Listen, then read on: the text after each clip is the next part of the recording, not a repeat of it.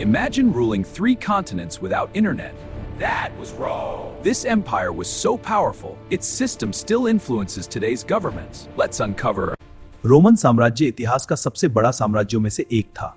यह यूरोप, उत्तरी अफ्रीका और पश्चिम एशिया में फैला था। लगभग 27 ईसा पूर्व से 476 ईसा की तक पश्चिम में। अर्ली रोमन एम्पायर को कहते हैं प्रिंसिपेट, जिसमें ऑगस्टस सीजर ने 27 बीसी में रेखा नाम दिया। एम्परर को एफिशिएंट एडमिनिस्ट्रेशन के लिए जाना जाता।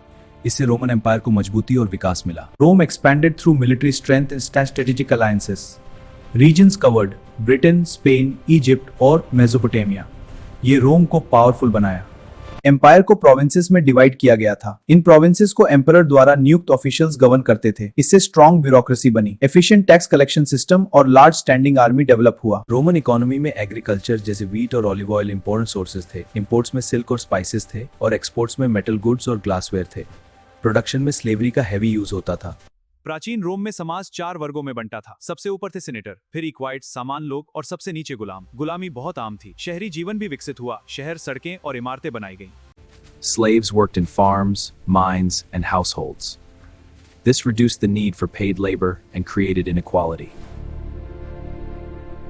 Crisis of the 3rd century, instability का पीरियड, थर्ड एम्पायर का बार ला। दूसरा, सिविल वॉर से इंटरनल फाइटिंग, ये सब रोमन एम्पायर को कमजोर कर दिए।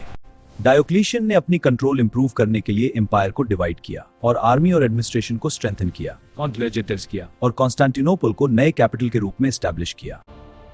Christianity spread across the empire, became official religion later, changed cultural and religious life, reduced influence of tradition. Roman empire का पतन के मुख्य कारण कमजोर नेता, आर्थिक समस्याएं, भारी कर और बारबेरियन आक्रमण। वेस्टर्न रोमन एम्पायर 476 सी में गिर गया। चलो इंपॉर्टेंट क्वेश्चंस देखते हैं। पहला, ऑगस्टस ने रोमन एम्पायर को स्टेबलाइज किया, जिस स्लेवरी का रोल बहुत इंपॉर्टेंट था इकोनॉमी में।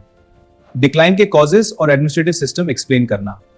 चलिए रोमन एम्पायर का क्विक रिवीजन करते हैं। पहला एम्परर ऑगस्टस, स्ट्रॉन्ग आर्मी और administration, trade based economy, slavery important थी। 3rd सेंचुरी में क्राइसिस आया, डायोक्लिशियन और कॉन्स्टेंटिन ने रिफॉर्म्स किए में। Join my Telegram channel for notes and PDF. Link in description. अगर आपको ये वीडियो हेल्पफुल लगा तो लाइक और सब्सक्राइब जरूर करें।